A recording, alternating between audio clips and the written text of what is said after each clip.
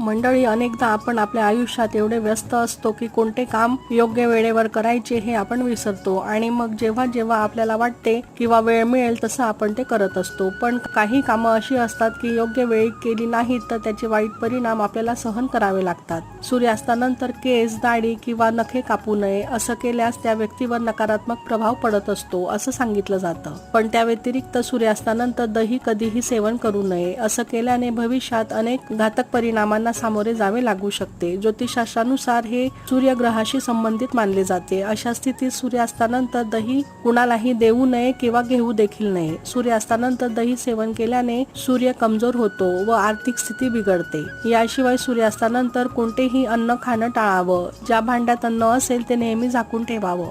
सूर्यास्तानंतर नकारात्मक ऊर्जेचा प्रभाव खूप अधिक पटींनी वाढतो आणि त्यामुळे उघड्या अन्नावर त्याचे गुणधर्म मिसळतात आणि त्यामुळे व्यक्ती आजारी पडत असतात.